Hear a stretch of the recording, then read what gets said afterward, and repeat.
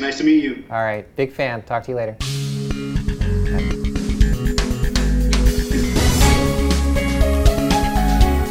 Dani, thank you so much for doing this. I know your time is very valuable. How are you doing? I'm doing awesome. How are you? Doing fantastic. You have the greatest sense of humor of all time. Oh, thanks. How do you stay so positive? Actually, it was cool. I was asked this question a little while ago, or a couple days ago, and the best thing I could come up with is to look for it. Because positivity is all around you just as much as the negativity is. So I just find that if I'm feeling negative and I need to be more positive, to just look around for things to be positive about. And it might be something big, it might be something small, like it might be like a dragonfly, or it might be like opportunity that I'm presented with or something like that. Maybe being grateful for stuff, that helps being positive. You recently just came back from Canada. How was your trip? Oh my God, Canada was awesome. We did a guest posing and a seminar in Prince George, and just met the best people. Like, it wasn't the biggest show, but I mean the heart and the emotion and the stories that was in that show was just really, really just fun to be a part of. And then we went and visited around parts of Canada. So it was also nice to have like a little bit of a vacation in a different part of the country. What was the little girl Katie you met in Canada like? Oh my God, Katie. She was awesome. And you know what I really like about her? So she does cheerleading and gymnastics, and she plays sports, and she makes bracelets. And so she was making these bracelets, and all the proceeds went to the BC Children's Hospital. And she was inspired because her stepdad, Robbie, had heart surgery and had to stay in the hospital. And then this little boy, Sanjay, was born there without part of his skull, but they fixed him. He's all good to go.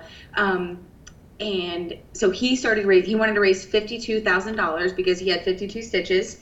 And then Katie joined in and started helping raise money with her bracelets.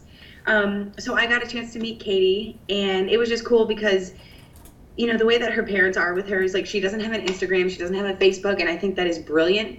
And she doesn't really watch cable TV or anything like that. She plays sports, and she makes bracelets for other people.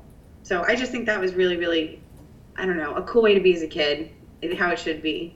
You know, I like Katie. I actually still stay in contact with her parents. I want them to come here and go to Disney.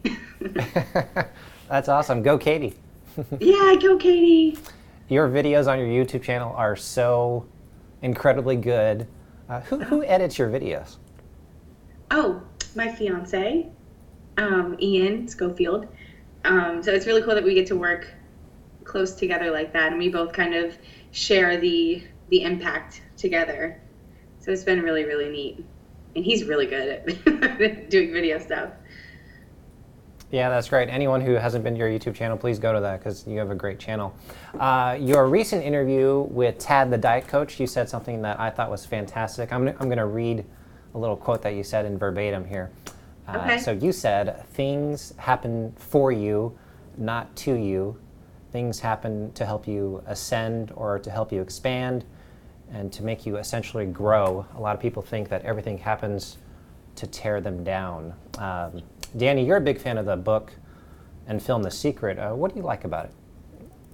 I like that it shows people their power, both good and bad. It shows them what they've created negatively and positively. And, if you can see what you've created negatively, then I feel like you can start to create more positive things. So I think what I like most about The Secret is that it's an eye-opener. Starts posing questions and, what if I really can manifest $1 million or whatever, or Miss Olympia or whatever it may be. Some people don't know what Fit Hustle Nation is. What is that? Fit Hustle. Okay, they are my clothing sponsors and like really close friends. And she's Fit Hustle Nation is everybody that's involved in Fit Hustle. Everybody that wants to be involved in Fit Hustle can be. As long as you're giving and receiving good vibes, I don't see a problem with it. And yeah, so Fit Hustle Clothing, they're my clothing sponsors, and it's really cool because all their clothes and everything have like a message behind them, and it's always about balance. It's about lifestyle. It's not necessarily about I don't know, beating this person or beating that person. It's more positive, I think, and something that you can use in everyday activities. And is that something you're wearing right now? Which one is that? Mind, energy, body. Sweet. Yes, That's this awesome. is the Little Monster edition. This is part of it. This is one of the ones that I wanted to like. What's really cool about Fit Hustle is that any message that I have, I get to kind of help like portray that out. So this was one of the ones that we came up with, and then the energy logo. It looks like a little atom with a star in the middle. That's also like my logo. I'm starting to brand it as that. I would like to. Yeah, so I love them a lot. You were really calm at the Olympia last month. Did you feel good about the second place finish? Yeah, I felt great about it. Yeah, I was really calm because I did what was expected of me. I did more than what was expected of me. And, you know, I felt good with what I brought, and I was really balanced. I kind of did, you know, I was meditating the whole way through it. And the way that I look at shows, I guess I didn't put a limit. I knew that I could be up there being compared with the best. And I kind of expected it. And I'm with the second placing, I'm actually kind of glad because I feel like there are some things that second place has taught me and has given me that first place couldn't have at that show. So I think that was a really well-deserved and much-needed second place. And I'm excited about it because it made me hungry, you know, it made me a little bit more motivated. I wanted to be a little bit more emotionally invested in it. And, you know, now I am coming back. Yeah, and it did seem like an emotional experience. You did seem like you were about to cry a few times. On stage or like the whole time? I'm a crier, so. Kind of throughout. Yeah. So, You know, it was a really emotional experience for me. If it's something, the reason why I started competing was to be on that stage. So whenever your dreams are being realized and it feels so good, it's hard to not get emotional sometimes. And it's just everything, and things are turning out in like bigger proportions than I ever thought. Like the fans, my tribe, everything like that has grown into so much more than I thought. And that's even where the emotion's coming from now, is that all the extra stuff. Yeah. what was it like hitting your first double bicep on stage years ago? Oh my God. That was such a cool experience for me. I remember I was doing the Panama City Beach Classic or something in Panama City, and my friends would always like do the figure pose, you know, like the one arm and then in the mirror, and I would always pose, and they're like, no, Dani, we don't do that. And so when I finally got to hit it on stage, it was like, oh, I'm home. Like finally I get to pose these things. So that was really, really a memorable experience for me. And that was the first show that I did physique in, and then I actually did the diet myself. So it was rewarding all around to do that. And I got second. That's cool. Yeah. When you were getting your master's degree in exercise physiology, do you remember anything in class that fascinated you about the human body? That what? That kind of fascinated you about the human body and learning how everything works? I really liked to learn. Well, I really wanted to go to school to learn how muscles contract, how to build muscle in the way that I wanted to build muscle, how to burn fat in the way that I wanted to burn fat. And yeah, the whole science really got to me. I don't really, to be honest with you, I don't really care about performance. Like strength means nothing to me, speed means nothing to me. What matters to me is the way your muscles grow and the way that the hormones can alter things. And it was just almost like the chemistry part, I guess. Yeah.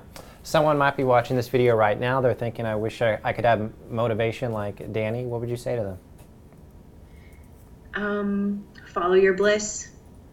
I would say to follow your heart, because whenever you're following your heart, you don't need extra motivation. You just are. You are excited to get up in the morning.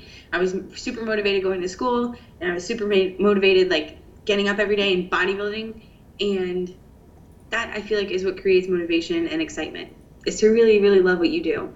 Because I feel like when we get demotivated, it's because we don't like what we're doing, or we don't like what we're eating, or I make my food taste really good. I make sure that like I am excited for breakfast in the morning, because when it's what you do all day, every day, you know, You gotta love it. And if you don't love it, do something else. Like if you don't like fish, for example, I don't like fish. I don't eat fish, so I don't have to suffer. I eat chicken, and I like my chicken and my turkey. So I don't do what you like. Do follow your heart, and I don't think you'll need any extra motivation. What have you been eating today? Oh God, today what did I have? I have a salad. You know what? I went to the gas station, and I did get like 2 cookies. I had to get gas, and I'm like, you know what? Screw it. And I went and got these 2 little chocolate chip cookies, and they were really good. Yeah, I had to throw away a whole tub of cookie dough yesterday. That's right. You're a very beautiful person. When you go to the gas station or the grocery store, do you get some looks from people maybe? Oh my God, yeah. Actually, the best one that I got was a couple days ago. This guy was like, hey, have you ever played Street Fighter? And I was like, yeah. He's like, you look like Chun-Li. And I was like, oh my God, super cool, because my fiance really likes Chun-Li because she has like huge, jacked, muscular legs. So I was like, I don't know, I thought that was a pretty cool compliment. Dani, last question for you. What's next for you this year and next year on your physique journey? Are you getting married next year? Yes. 11/11/17. We haven't like done engagement photos or saved the dates or anything like that, but that is the tentative date.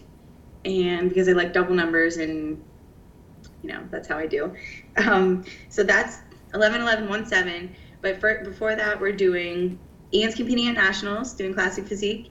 My little sister is competing this weekend in women's physique. She looks so cute. She looks so good. I'm so proud. And then we're doing the Arnold. I think I have decided on the Arnold. I was kind of teetering back and forth, but like I like to compete. This is what I do. I feel like I almost have people that want to see me compete, and I want to come up with more sayings like fight over fear, work out the doubt. Like I like being in that mode, that Jedi mode. And then so after that, Olympia. Those are my show plans. I've noticed you've looked off camera a little bit. Is your fiance off camera here? He's over this way. Does he have like 5 seconds to jump in and say hi? Oh yeah. You want to come and say hi? Hello. Hey, how's it going? Hey, good to see you, man. All right. That's all I got. Appreciate it. All right. Hey, I really appreciate it. You two are very inspirational, and have a good rest of the day and week, okay? Okay, cool. Thank you. Thanks. Nice to meet you. All right. Big fan. Talk to you later.